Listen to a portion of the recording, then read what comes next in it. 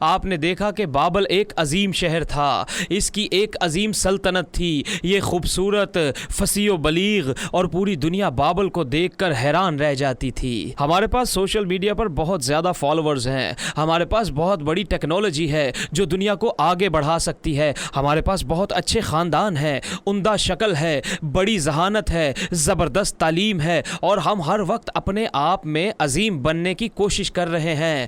ہم کیا کر رہے ہیں؟ ہم اپنے آپ کو زندہ خدا سے دور کر رہے ہیں، یہاں تک کہ آج تک ہمارے پاس بڑی بڑی فلک بوس عمارتیں ہیں جو آسمان کی طرف اسی طرح پہنچتی ہیں جیسے بابل کا مینار تھا، جیسے بابل بنایا گیا تھا۔ ان لوگوں کا خیال تھا کہ وہ خدا کی بلندیوں تک پہنچ جائیں گے، لیکن ایک دن خدا نے بابل کے مینار کو گرا دیا، اور ایک دن خدا یہ سب نظام بنا دے گا اور یہ دنیا ایک دن میں گر جائے گی۔ دوستو، اگر آپ کو لگتا ہے کہ آپ اپنی زندگی خدا کے بغیر گزار سکتے ہیں، اگر آپ کو لگتا ہے کہ آپ اپنے کاروبار یا اپنی زندگی یا اپنی حکمت کو آگے بڑھانے کے لیے زمینی چیزوں پر بھروسہ کر سکتے ہیں، جان لو کہ خدا ان کاموں کا فیصلہ کرے گا جنہوں نے اس کی طرف سے منہ موڑ لیا ہے۔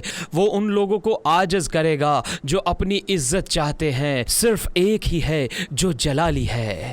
اور میں آپ سے یہ سوال پوچھنا چاہتا ہوں کہ آپ نے رب العزت کے نام اور اس کی عزت میں کیا کیا کیا؟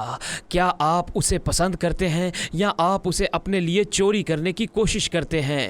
تیسری علامت یہ ہے، بابل آپ کی زندگی کو کنٹرول کر رہا ہے۔ کیا تم بتوں کی پوجا کرتے ہو؟ کیا آپ کو عظیم بادشاہ نبوکت نظر یاد ہے؟ کیا آپ کو اس کی عظمت یاد ہے؟ اس کی بڑی سلطنت میں ہر کوئی اس سے کتنا پیار کرتا تھا۔ تو اس نے کیا کیا؟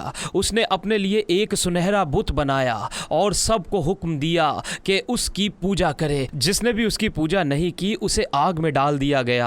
اور اگرچہ یہ ویڈیو دیکھنے والے لوگ بھی ہیں جو تراشی ہوئی مورت کی پوجا کرتے ہیں، مجھے یقین ہے کہ ایک بہت بڑا جھوٹا دیوتا ہے جو ہم سب پر عبادت کرنے کے لیے دباؤ ڈال رہا ہے۔ مجھے یقین ہے کہ پوری دنیا میں مرد اور خواتین اس جھوٹے بت کی پوجا کرنے پر مجبور ہو رہے ہیں۔ دنیا کی تمام مشہور شخصیات اس کی قیادت کرتی ہیں۔ ہر ایک جس کے پاس طاقت ہے وہ اس خدا کو ہمارے منہ پر دھکیلتی نظر آتی ہے، اور اس خدا کا نام کیا ہے؟ بیداری۔ اور جو کوئی ان دیوتاؤں کو سجدہ نہیں کرتا اسے آگ میں ڈال دیا جائے گا، بالکل اسی طرح جیسے بابل۔ میں یقین کرتا ہوں جیسا کہ میں نے اس ویڈیو میں اشارہ کیا کہ لا قانونیت کا آدمی اپنا ایجنڈا ترتیب دے گا اور وہ اسے ہمارے خاندانوں اور بچوں میں دھکیلنے والا ہے۔ اگر کوئی انکار کرے گا تو وہ جینے کی جد و جہد کرے گا۔ نئے عالمی نظام میں اس کا وجود دمشق ہوگا۔ میں آپ سے پوچھ رہا ہوں کہ آج صدرک کہاں ہے، میثق کہاں ہے اور عبد النجو کہاں ہے؟ کیا وہ ہیں؟ ہمت اور ایمان کی دلیری والے مرد اور خواتین جو خدا کے کلام سے متصادم کسی بھی چیز کے سامنے گھٹنے ٹیکنے کے بجائے آگ میں کھڑے ہونا پسند کرے گا۔ بائبل کہتی ہے کیونکہ تیرے سوداگر زمین کے امیر تھے اور تیری جادوگری سے سب قومیں گمراہ ہو گئیں۔ تو مجھے صرف ایک لمحے کے لیے ایک موڑ لینے دو۔ یہی وجہ ہے کہ میں آپ کو اور مجھے مشہور شخصیات کی پیروی نہ کرنے میں بہت محتاط رہنے کی ضرورت ہے۔ ہمیں اثر و رسوخ کے ساتھ مردوں یا عورتوں کی عبادت نہیں کرنی چاہیے، لیکن افسوس کی بات یہ ہے کہ آج لوگ مشہور شخصیات کے جادو میں مبتلا ہیں۔ یہی وجہ ہے کہ ایم ٹی وی کربس جیسے ٹیلی ویژن شوز کا وجود ہے، کیونکہ ہم ان کے گھر دیکھنا چاہتے ہیں۔ انسٹاگرام پروان چڑھ رہا ہے کیونکہ ہم مشہور شخصیات کی زندگیوں اور ان کے خیالات کو دیکھنا چاہتے ہیں، کیونکہ اکثر ہم ان لوگوں کی طرف متوجہ ہوتے ہیں۔ شیطان چلاک ہے اور وہ ہماری ارتکاز کو 20 منٹ سے 10 منٹ اور اب صرف 60 سیکنڈ کرنے کے لیے ٹک ٹاک کا استعمال کرتا ہے، اور اب ہمارے ہاں مشہور شخصیات صرف مشہور ہونے کی وجہ سے مشہور ہیں۔ ہمارے پاس ٹک ٹاکرز ہیں جو صرف چند ڈانس موو کرتے ہیں اور انہیں 150 ملین فالوور ملتے ہیں۔ یہ دنیا خطرناک ہے۔ شیطان ایسا کیوں کر رہا ہے؟ کیونکہ اب کوئی نوجوان یا جوان عورت بیٹھ کر بائبل نہیں پڑھ سکتی، اب وہ سرمن پر توجہ نہیں دے سکتے، کیونکہ سوشل میڈیا کہ اس تیز رفتار دنیا نے ان کا ارتکاز کا دورانیہ ختم کر دیا ہے۔ میں یہ کہنا چاہتا ہوں کہ کبھی کبھی آپ مجھ پر مشہور شخصیات کی پوجا کرنے کا الزام لگاتے ہیں اور مجھے اپنا دفاع نہیں کرنا چاہیے، لیکن آپ لوگ سچ سے زیادہ آگے نہیں سوچ سکتے، کیونکہ جب میں اپنی ویڈیوز میں مشہور شخصیات کا استعمال کرتا ہوں تو اس کی وجہ یہ ہے کہ میں جانتا ہوں کہ یہی وہ دنیا ہے جس میں ہم رہتے ہیں اور اسی سے لوگ متوجہ ہوتے ہیں، اور کوئی بھی چیز جو ان کی توجہ حاصل کرتی ہے تاکہ میں خوشخبری کی تبلیغ کر سکوں،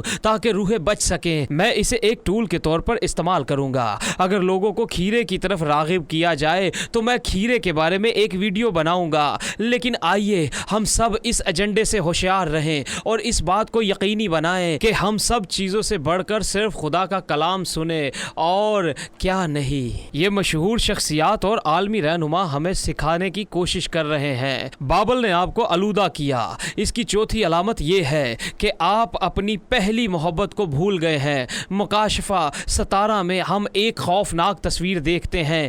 بائبل نے ایک عورت کو اس طرح دکھایا ہے جو مغرور ہے، سرخ رنگ کے لباس میں ملبوس ہے، وہ 7 سروں والی مخلوق پر بیٹھی ہے۔ جہاں وہ دنیا خوش کرتی ہے، وہ کون سے اوزار استعمال کرتی ہے؟ وہ دنیاوی موسیقی، نشہ اور شراب کی لذتوں کا استعمال کرتی ہے، لیکن سب سے بری بات یہ ہے کہ وہ زمین کے باشندوں کو لالچ دینے کے لیے ناپاک جذبہ استعمال کرتی ہے۔ اور دوستو، یہ کبھی نہیں بھولیں، اگرچہ بائبل ایک دن میں گر جائے گا، لیکن اس کی دیواروں کو بننے میں سال لگے ہیں اور آپ کو زندہ خدا سے دور ہونے میں کچھ دن لگے ہیں۔ یہ ایک سست عمل ہے جب ایک آدمی اپنے آپ کو یہاں اور پھر یہاں رکھتا ہے اور اس سے پہلے آپ کو معلوم ہو کہ اس کا یشوع مسیح سے پیار ختم ہو جاتا ہے۔ اس لیے ہوشیار رہو اور اپنے آپ کو خوفناک عورت بابل سے الگ کرو۔ اس سے پہلے کہ بہت دیر ہو جائے میرے پیارے دوست، یہ بہت سنجیدہ چیز ہے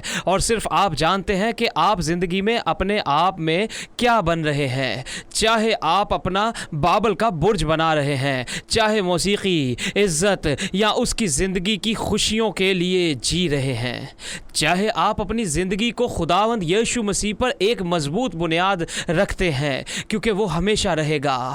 بائبل کے انتباہ پر دھیان دیجئے جہاں یہ لکھا ہے، کیونکہ اس کے گناہ آسمان تک پہنچ گئے ہیں اور اس کی بدکاریاں خدا کو یاد آ گئی ہیں۔ آپ نے دیکھا کہ بائبل کے پاس گناہ کا یہ بہت بڑا ڈھیر ہے جو آسمان تک پہنچتا ہے۔ کیا آپ جانتے ہیں کہ آپ کے اور میرے پاس بھی گناہوں کے یہ بڑے بڑے انبار ہیں جو ہماری زندگی سے منسوب ہیں؟ میں نہیں جانتا کہ آپ کا ڈھیر کتنا بڑا ہے، لیکن میں جانتا ہوں کہ میرے پاس پاپ کا ایک بہت بڑا ڈھیر ہے اور میرا ماضی بھیانک ہے اور میں اس پر شرمندہ ہوں۔ حالانکہ بائبل کہتی ہے کہ ہاں، خدا ہمارے پاپوں کو یاد کرتا ہے۔ بائبل میں ایک خوبصورت آیت بھی ہے جس میں کہا گیا ہے کہ ہم ان کے پاپوں کو مزید یاد نہیں کریں گے، اور بائبل کا خوبصورت پیغام یہ ہے کہ خدا تمہارے پاپوں کا ڈھیر لے لیتا ہے اور میرے پاپوں کا ڈھیر وہ تمہارے پڑوسیوں کے پاپوں کو لے لیتا ہے۔ وہ ان تمام گناہوں کو لے کر خداوند یشوع مسیح پر ڈال دیتا ہے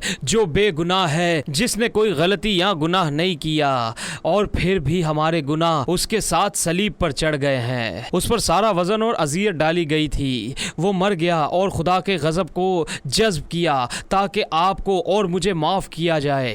دوستو، کیا آپ چاہتے ہیں کہ آپ کے گناہ دھل جائیں؟ بالکل اسی طرح جب دریا میں کچرا ڈالا جاتا ہے اور تیز رفتار پانی گندگی کو دھوتا ہے، وہی کام جو یشوع مسیح کا خون ہمارے لیے کرتا ہے، ہمارے گناہوں کو ایک لمحے میں دھو دیتا ہے۔ اگر آپ اپنے گناہوں کو یشوع مسیح کے ہاتھ میں ڈال دیتے ہیں تو معافی کا دریا گناہوں کو دھو دے گا اور خدا ہمارے گناہوں کو یاد نہیں کرے گا۔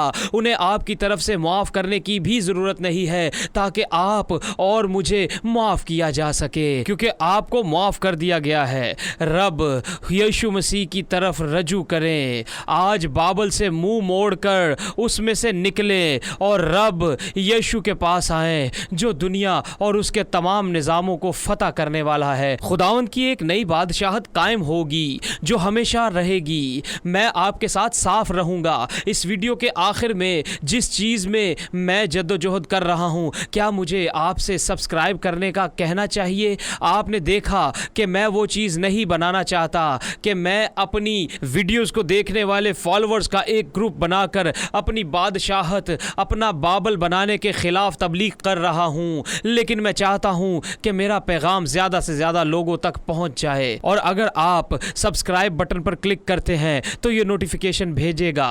ہم مزید لوگوں تک پہنچ سکیں گے جنہیں زندگی میں خدا کے کلام کی ضرورت ہے.